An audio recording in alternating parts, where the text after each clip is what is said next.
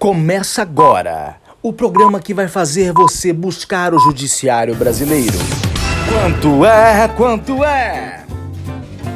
Fala pessoal, sejam muito bem-vindos a mais um programa Quanto é? Quanto é? O programa que vai fazer você conhecer o valor das indenizações no Poder Judiciário Brasileiro. Todos os casos aqui trazidos por mim são casos verídicos e isto não é um programa de humor.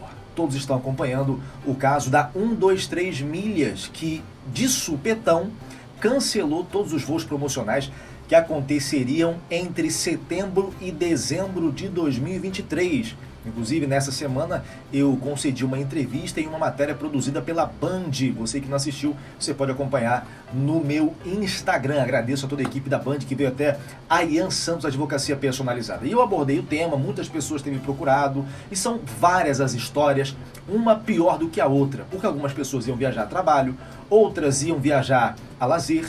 Eu conversei com pessoas que já estavam programando a lua de mel na Europa e, infelizmente, não vão poder concretizar esse sonho em razão dessa decisão unilateral da empresa 123 Milhas. Então, como o programa Quanto é traz casos verídicos, como eu sempre trato na entrada do nosso programa, eu fui buscar algo parecido, algo semelhante com o que está acontecendo agora, inclusive com a empresa 123 Milhas no polo passivo da ação. Imagina comigo a seguinte situação: uma família, pai, mãe, filho, estão planejando uma viagem ao Rio de Janeiro. Isso aconteceu em 2021. E, do mesmo modo, do nada, quando tudo já estava pronto, quando a família já estava com a expectativa lá em cima, acabou. Não tem mais voo. E, claro, tem de brinde aquele voucher, né? Que, do mesmo modo com que a 123 Milhas está procedendo agora, também naquela altura, foi oferecido a essa família sobre a qual eu me refiro. A família não aceitou voucher coisa nenhuma. Eu quero ir para o Rio de Janeiro, Leblon, eu quero ir para as praias, Maracanã e etc. Eu não vou aceitar nenhum voucher. E aí, por consequência, logicamente não poderia dar coisa boa. Aqui nesse caso, só fazendo um adendo, no polo passivo, eles processaram a 123 Milhas como intermediária da compra das passagens, mas também a empresa Itapemirim Transportes. Itapemirim Transportes, que seria a empresa responsável pelo voo. E aqui tem um detalhe: eles chegaram a ir até o aeroporto, e lá no aeroporto, pela companhia Itapemirim, eles receberam a informação de que o voo não aconteceria por questões técnicas da aeronave. Não poderia acontecer naquele momento, ok? Depois, a 123 Milhas ofereceu voucher, a própria Itapemirim também ofereceu, isso é corriqueiro, só que eles não aceitaram. Só fazendo um adendo, foi no aeroporto. No caso de hoje, as pessoas sequer estão indo até o aeroporto porque já estão sabendo que não haverá voos. Voltando para a família processou a Itapemirim e também a 123 Milhas e, por decisão judicial, as empresas foram condenadas a pagar uma indenização. E aqui nós chegamos ao ponto alto do nosso programa Quanto é, porque eu quero saber de vocês qual foi o valor da indenização por danos morais nesse caso. Opção A, 30 mil reais. Opção B, 50 mil reais. Opção C, 80 mil reais.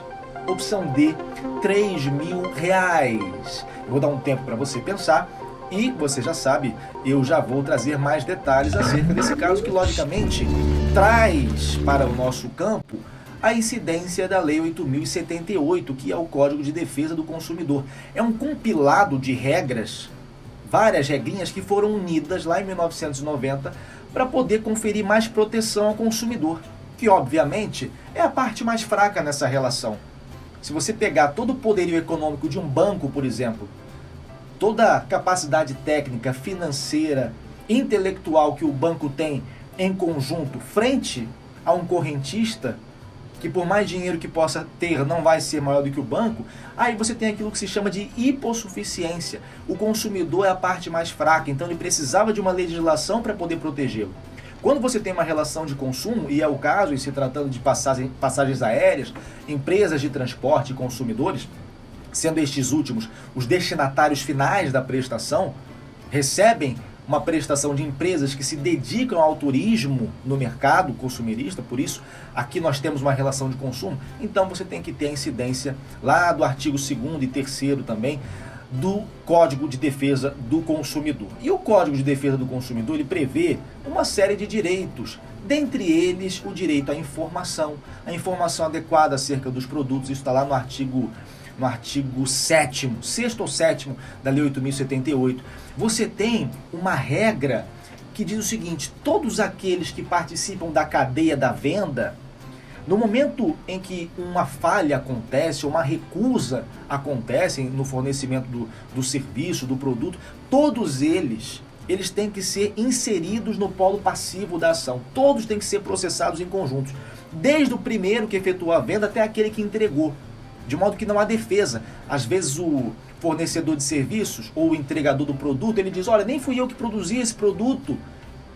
Se tratando de produto, o produto está defeituoso, mas eu nem produzi, eu só entreguei. Pois é, mas você faz parte da cadeia que fez com que esse produto chegasse até o consumidor final. Então, o artigo 7º, ele diz o seguinte: todos responderão solidariamente pelos danos causados ao consumidor. Então, por isso, nesse caso sobre o qual eu estou tratando, tanto a 123 Milhas, que fez a venda das passagens, quanto a Itapemirim, que se negou lá, não é nem que ela se negou, falou: olha, tem problemas na aeronave, não vai ter como prestar o serviço aqui de modo adequado. Todos eles têm que ser processados, e foi o que aconteceu no caso concreto. E nesse caso aqui, gente, como eles já estavam no aeroporto, já estavam com tudo preparado para viajar, eles não tiveram alternativa senão comprar uma passagem aérea em outra companhia. E eles escolheram a Gol.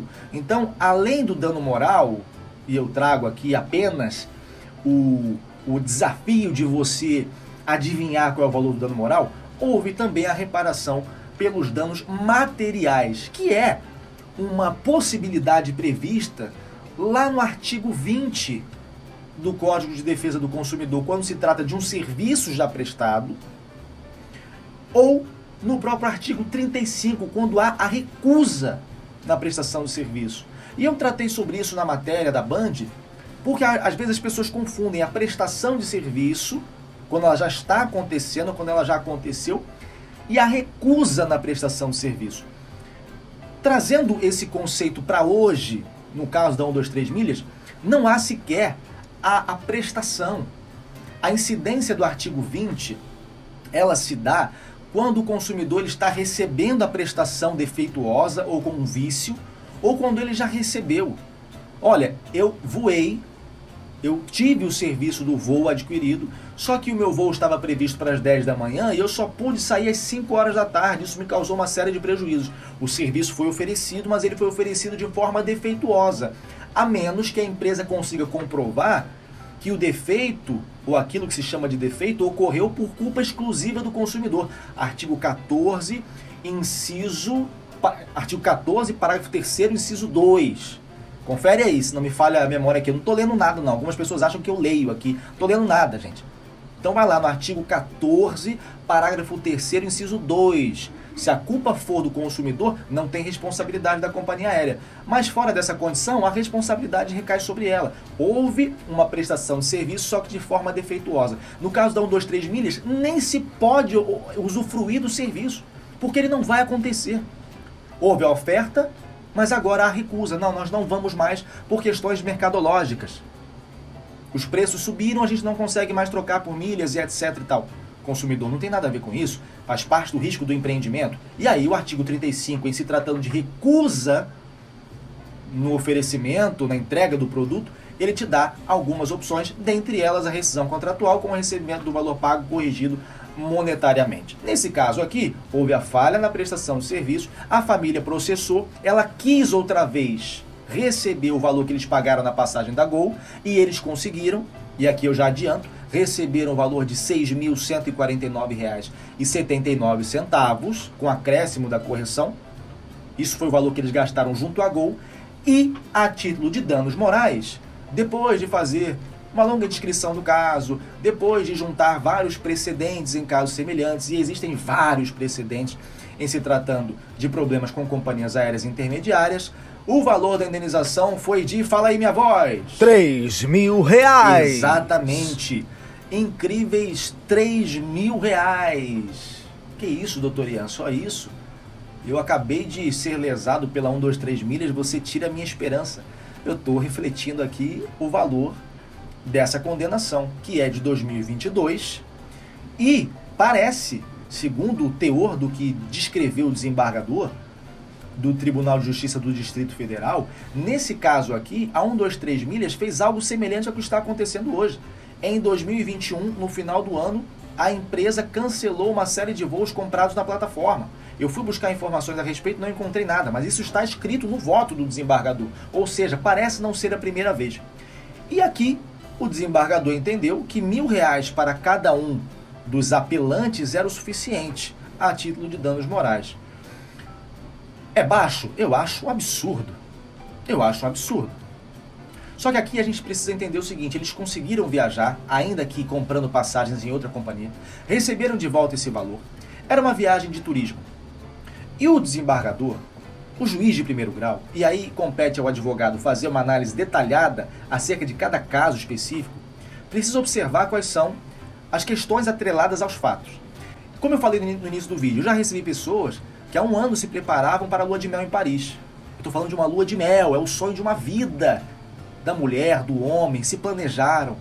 É claro que o valor da indenização, a menos que o juiz seja muito maléfico, maldoso, e eu não tenho até adjetivos para poder expressar o que possa ser um juiz ou uma juíza que venha dar uma indenização de R$1.000 para uma pessoa que ia passar uma lua de mel em Paris e não vai mais, a menos que o juiz seja uma pessoa desse tipo, ele vai sim conferir uma indenização maior, é o que se espera, e é para isso que eu sempre vou trabalhar.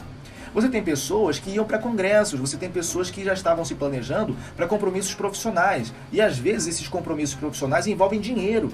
E aí a gente tem que mostrar para o juiz, além do dano material que ela possa ter tido pelas passagens adquiridas, que tem que ter o valor devolvido, corrigido monetariamente, você tem que mostrar aquilo que se deixou de ganhar. Olha, eu ia fazer uma viagem de negócios que ia me proporcionar, talvez, um valor de R$1.500.000. Eu deixei de ganhar isso, eu tive a perda de uma chance em razão de uma falha a qual eu não dei causa. Olha, eu trabalho, eu vou uma vez por ano para tal lugar para trabalhar e receber tanto. Nesse ano eu não vou poder por causa da 123 milhas. Lucros cessantes é o nome disso. Eu ia ganhar R$800.000 por esse mês de trabalho lá. Ou por esse tempo de trabalho. Essa viagem ia me conferir isso, eu não vou poder mais. Tudo isso tem que ser visto caso a caso. Por isso que o PROCON não serve para tudo. O PROCON serve para restituir o valor que foi pago.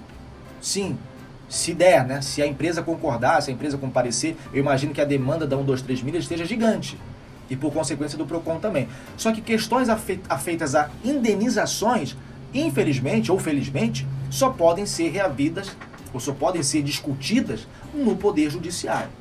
E aí você precisa buscar um advogado. Eu tenho orientado as pessoas a sim irem ao PROCON, mas também já conversarem comigo ou com qualquer outro advogado de confiança, porque provavelmente, pelo andar da carruagem, essas questões vão ser resolvidas no Poder Judiciário.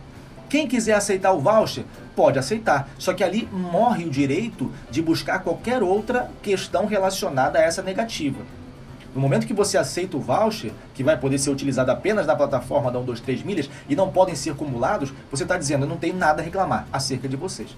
Ah, mas e se eu pegar os vouchers e depois eu não conseguir utilizar por alguma outra questão levantada pela empresa? Aí nasce outra vez um direito de buscar no Poder Judiciário o que você entender. E mais, se a 123 milhas oferece uma forma alternativa de composição e não cumpre o que prometeu, você começa a ter incidências na esfera criminal. Porque não se enganem, a Lei 8.078 não trata apenas de questões relacionadas a comprei, não gostei, devolve o dinheiro. Não, tem questões criminais também. Você tem uma seção inteira só de questões criminais em decorrência, por exemplo, de uma oferta enganosa. O artigo 66 da Lei 8.068 trata acerca da oferta enganosa. E aí você tem, inclusive, penalidades para isso. Aqui eu estou tratando da esfera criminal. Ninguém espera nem que a 123 milhas venha falir e nem que venha ter problemas na esfera criminal. É exatamente isso. Estou vendo aqui, artigo 66, fazer afirmação falsa ou enganosa. A gente não espera que isso aconteça.